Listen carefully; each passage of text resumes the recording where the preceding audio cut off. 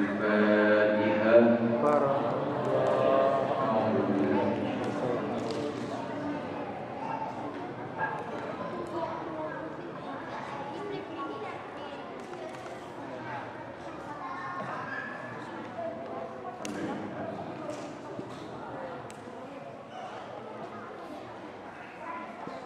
Alhamdulillahi Rabbil Alamin. Allahumma salli ala Sayyidina Muhammadin Miftahi babil rahmatillah Adada ma fi ilmillah Salatan wa salaman daimaini bidawami mulkillah Wa ala alihi wa sahbihi wa sallim. Allahumma inna nas'aluka at-taubata wal inabata wal istiqamata 'ala syari'atil murrah wat tariqatil bayda bi rahmatika ya arhamar rahimin.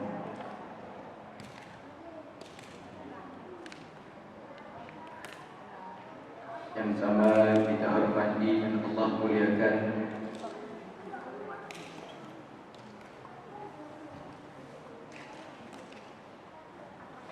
mursyidina wa murabbi arwahina awliya serta keluarga besarnya. Mudah-mudahan awliya senantiasa dipanjangkan umurnya, disehatkan badannya, serta senantiasa mendapatkan limpahan keberkahannya. Kemudian yang sama kita hormati dan Allah muliakan para alim ulama, tokoh masyarakat, beserta seluruh jajaran pengurus Masjid As-Saffat,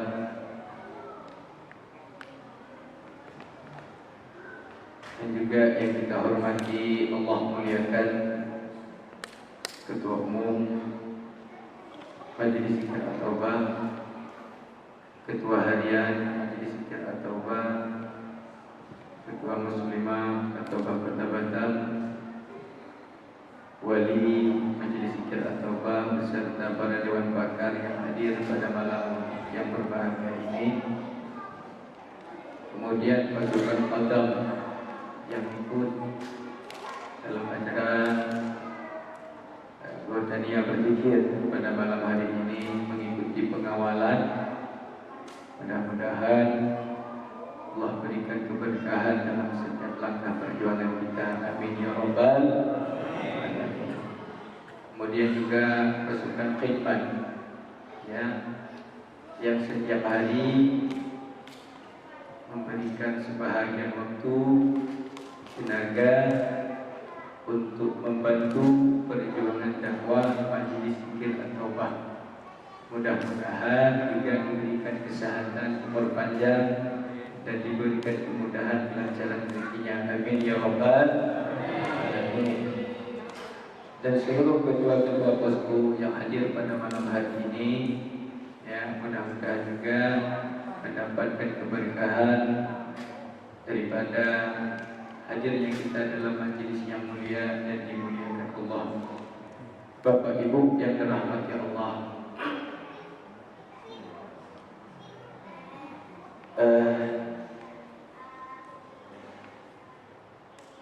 zikir ratib sendiri ya, ini merupakan zikir thariqah, zikir ya, thariqah.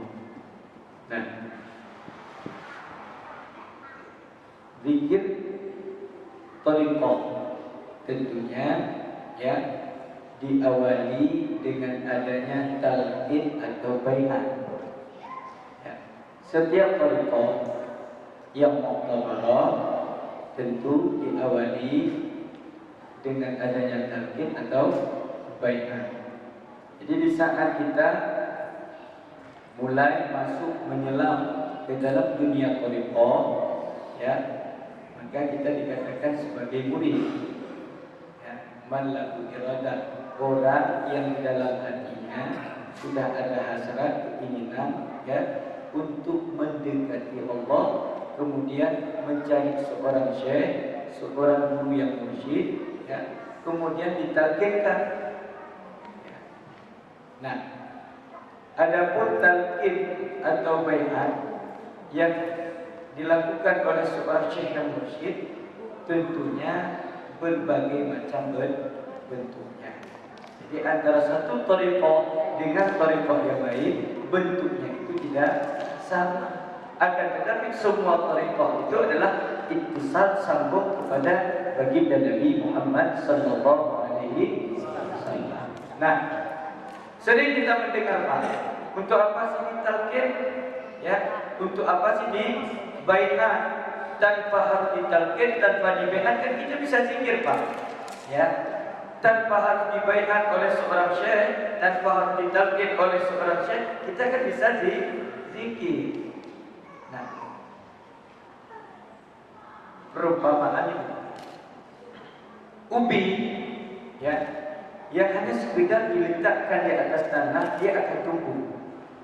Ya, ubi itu akan tumbuh, tetapi tidak akan pernah berbuah. Akan tetapi ubi yang ditancapkan ke dalam tanah dia akan tumbuh dan berbuah. Jadi begitu zikir yang ditalqinkan oleh seorang syekh yang mursyid, ya, kepada seseorang murid itu akan dapat merubah tabiat dan sifat yang tidak baik bagi seorang murid yang mengamalkan thariqah.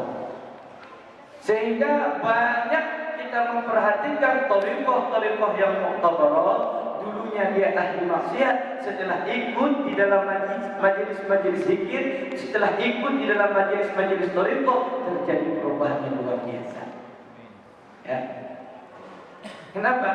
Karena zikirnya itu sambung kepada baginda Rasulullah Muhammad sallallahu alaihi wasallam. Sampai di dalam kitab Miftahus Sudur itu diterangkan oleh para ulama. Al-zikru wahdahu bila rabitatin wala fanahi fi syekh laisa musilah. Zikir yang kita lakoni, ya, semata-mata tanpa adanya rabitah, ya, tanpa adanya sambungan dengan seorang syekh yang mursyid yang kamil mukamil, kemudian tidak ada kefanaan seorang murid pada syekh yang mursyid, maka zikir yang sedemikian tidak akan membawa untuk usul pada Allah.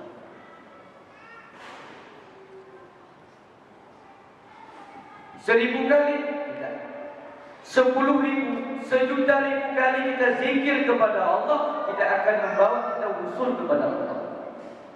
Ini pengalaman ahli thariqah, pengalaman wali min awliyatillah. Man lam salaka thariqah tahayyan wallah. Orang yang kalau sudah tidak ikut rel orang tuanya, maka dia akan kebingungan dalam mengarungi kehidupan. Jadi kalau kita tidak ikut thariqah, jalannya para aulia, jalan mana yang akan kita ikut?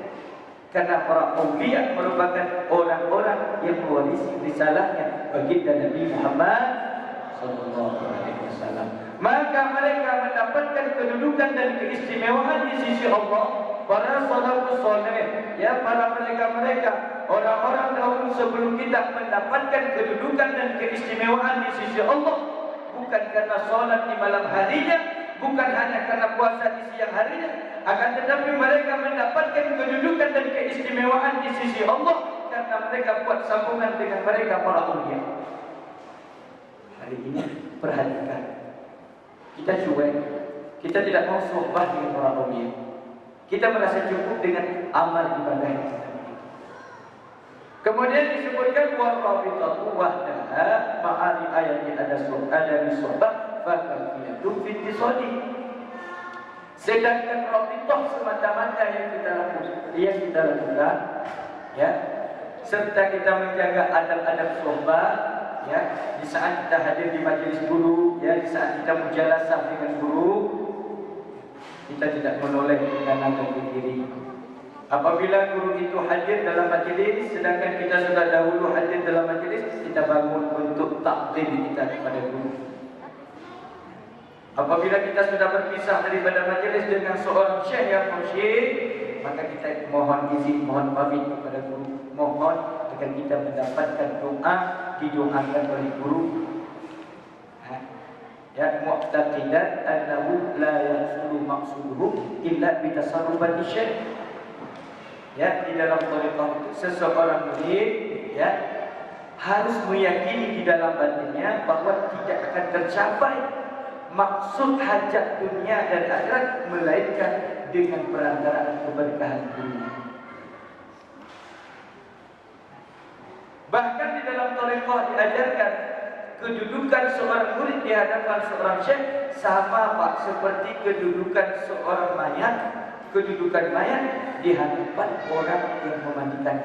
Ya, begitulah kedudukan murid di hadapan gurunya. Siap diopok-opok, diolah alik kita tak marah. Ya, karena itu syekh, orang yang mendidik kita untuk ruh kita wusul sampai kepada Allah. Warabitatu wadaha ma'arifah yang ada di suhbah fakafiyatu bi'isam. Rabitah semata-mata yang kita lakukan serta kita jaga adab-adab suhbah di saat kita dekat dengan guru itu cukup sebagai modal untuk membawa kita makrifat kepada Allah. Coba Pak perhatikan orang-orang yang mendapatkan kedudukan dan keistimewaan di sisi Allah, ya pasti karena mendapat keberkahan daripada guru. Coba baca sejarah mereka para ulama. Bagaimana Tuan Syekh Abdul Qadir Al-Jailani diangkat oleh Allah mendapatkan kedudukan dan keistimewaan di sisi Allah karena menjaga adab berkhidmat. Jadi di dalam thariqah kita diajarkan walaupun ilmunya banyak, kosongkan wadah di saat kita berada di hadapan guru. Maka di dalam kitab Syiarus Salikin itu diterangkan qala syekh bil tariq wajibun ala kulli murid walau kana min akabiril ulama. Ya. Mencari seorang syekh yang mursyid di dalam berthariqah itu hukumnya wajib. Hukumnya apa? Hukumnya apa? Wajib bagi seseorang, walau ada seseorang itu sudah disebut pembesarnya ulama, wajib ada guru mursyid. Apalagi kita yang bukan ulama, orang yang katanya sudah disebut pembesarnya ulama wajib untuk memiliki syekh mursyid. Apalagi kita yang bukan ulama, tentu wajib bagi kita untuk mencari seseorang yang akan kita jadikan sebagai mursyid. Nah, memang akhir-akhir ini ilmu tasawuf ini ya, banyak orang yang antipati dan juga tidak sedikit orang itu alergi dengan yang namanya tasawuf dan kesucian. Padahal kalau kita membuka lembaran sejarah, para ulama-ulama tasawuf, para ulama-ulama thariqah adalah orang yang telah menorehkan jejak emas sejarah. Ya, dalam membawakan risalah dakwah baginda Rasulullah ke seluruh dunia. Itu semua jasa mereka para auliya, jasa mereka para ulama-ulama tasawuf, ulama-ulama sufi. Nah, ya. Jadi kalau memang kita mendapati adanya praktek-praktek tasawuf yang salah, praktek-praktek tasawuf yang sesat, jangan kemudian itu kita jadikan sebagai alasan dan kambing hitam untuk kita tidak mau belajar tasawuf. Kalau ada praktek-praktek thariqah di sekitaran kita yang sudah tidak sesuai dengan ajaran yang sebenarnya, jangan kemudian itu kita jadikan sebagai kambing hitam untuk kita tidak mau belajar thariqah. Bapak Ibu yang dirahmati, jadi zikir yang ditalqin dengan zikir yang tidak ditalqin bedanya adalah zikir yang ditalqin akan dapat memberikan bekas. Ya, sedangkan zikir yang tidak ditalqin daripada seorang syekh mursyid, zikir itu biasanya tidak akan memberikan bekas. Ya, tidak akan dapat merombak tabiat dan sifat kita. Nah, maka dari itu ya, dengan adanya mulazamah sering-sering kita membacakan zikir Ratib Seribai ini, zikir kalimah la ilaha illallah ini, ya, mudah-mudahan kita mendapatkan hakikat, ya, mendapatkan apa? Hakikat. Hakikat ini ada 3 tingkatan. Nah, ada apa? Ada 3. Hakikat pada tingkatan pertama, ya. Apabila kita mendapatkan hakikat pada tingkatan pertama ini, ditandai dengan mudahnya kita melakukan amal ketaatan kepada Allah tanpa harus berpikir-pikir banyak. Diajak fikir mana ke masjid As-Sobat tanpa bayar-bayar, tanpa berpikir-pikir banyak, ya mudah untuk kita hadir di majlis. Ya, diajak untuk melaksanakan solat berjamaah, cepat melakukan tanpa berbayar-bayar. Jadi apabila kita mendapati hakikat pada tingkat pertama, itu ditandai dengan mudahnya kita melakukan amal taat kepada Allah tanpa harus berbayar. Kemudian akan hilang tabiat-tabiat yang ada pada tubuh kita. Hilang tabiat-tabiat badan. Malas, banyak makan, ya, banyak apa? Banyak makan, banyak minum, banyak tidur, banyak berbicara, berkata-kata yang tidak ada faedah. Jadi itu bisa hilang. Nah, itu akan hilang. Sehingga kita akan merasakan lazzatul amal, manisnya amal di saat kita beramal. Itu tanda ikhlasul amal. Ya. Yang kedua, hakikat pada tingkatan kedua, dengan kemudian yang kita dapatkan di dalam kita melaksanakan zikir serba ini adalah mudah untuk kita dapat berakhlak yang mulia. Kita bisa sabar, ya. Kita bisa lisan, kita peduli, ya. Kita tidak menuntut orang lain memberikan perhatian kepada kita, ya. Kita senantiasa dapat memperhatikan orang lain, memperhatikan orang yang ada di sekitaran kita. Kita bisa berbuat, kita dapat melihat hak kita, hak orang ada pada diri kita, hak kita tidak ada pada orang lain. Ya, jadi orang yang menjauhi kita dekati. Apalagi orang yang menjelek-jelekkan kita muliakan. Ya, ini sifat-sifat para wali, sifat para ulama. Jadi ini akan kita peroleh apabila kita telah mendapatkan hakikat pada tingkatan kedua. Ditandai dengan mudahnya untuk kita berakhlak dengan akhlak yang mulia. Kita bisa tahan disakiti, tahan tidak, serta senantiasa dapat memberikan yang baik-baik. Kemudian, ya, kita senantiasa memberikan sebahagian waktu kita untuk membantu perjuangan agama. Ya, kalau bukan kita siapa? Siapa lagi? Kalau bukan sekarang kapan? Kapan lagi, Pak? Apalagi zikir kalimat la ilaha illallah ini, ya, oleh Tuan Syekh Abdul Qadir Al-Jailani memberikan wasiat kepada kita untuk kita dapat mengkampanyekan, ya, agar zikir kalimat la ilaha illallah ini agar dapat dikampanyekan ke seluruh masyarakat, baik itu di masjid-masjid, ya, di musola, ya, di mall, boleh. Kemarin baru-baru ini Satpam Tembesi itu mengadakan zikir di mall Tembesi. Heran orang, biasanya zikir dilakukan di masjid, ini di mall, Pak. Panitia zikirnya Satpam, itulah pasukan Qadam Umat. Mereka buat zikir luar biasa ramai yang hadir. Biasanya kata bapak itu, Tengku, biasanya ini di mall ini dipakai untuk tempat sumbang. Alhamdulillah hari ini tempat ini dipakai untuk berzikir. Nah, jadi harus kita galakkan zikir kalimat la ilaha illallah, karena ini wasiat daripada Tuan Syekh Abdul Qadir Al-Jailani. Kemudian kata Tuan Syekh Abdul Qadir Al-Jailani, dalam kami mengkampanyekan zikir kalimat la ilaha illallah ini, ada sebahagian orang yang mencemoohkan kami. Ya, ada sebahagian orang yang menghina kita. Jangan pedulikan mereka. Jangan apa?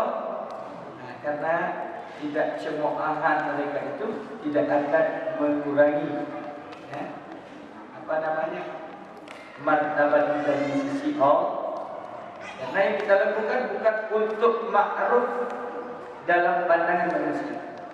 Apa yang kita lakukan adalah untuk kita ma'ruf bisa, agar kita dikenal oleh penduduk langit. Jadi kalau kita sudah ma'ruf di langit, Pak, ya, doa kita itu insyaallah Jadi sekarang banyak majelis-majelis zikir, majelis-majelis ilmu, majelis-majelis sholawat itu hanya untuk ma'ruf dalam pandangan manusia. Dulu mereka para awliya, walaupun tidak masyhur dalam pandangan manusia, tapi mereka orang-orang yang ma'ruf bisama. Kalau mereka angkat tangan, doanya diijabah oleh Allah karena duduknya mereka di saat mereka mengangkat kedua tangannya, mereka mujalasah sama Allah. Mereka duduk bersama Allah. Karena zikirnya itu telah sampai kepada tingkatan zikir ma'alu Allah. Itu zikir yang orang-orang yang bermujalasah dengan Allah, itu yang dapat menghambat kiamat datang. Kemudian sebahagian sifat orang-orang mendapat hakikat tingkat kedua ini adalah dia tidak bisa tinggal diam. Jadi kalau ada orang susah, dia tidak bisa tenang, Pak. Jadi kalau ada orang susah, dia tidak bisa tinggal diam. Itu sifat yang sangat mulia. Apa kata Nabi? Man nafasa an mu'minin kurbatan kurabi dunya nafasallahu anhu kurbatan min kurabi yaumil. Jadi orang yang mau menghilangkan kesusahan orang lain, maka Allah akan menghilangkan kesusahannya di yaumil kiamat.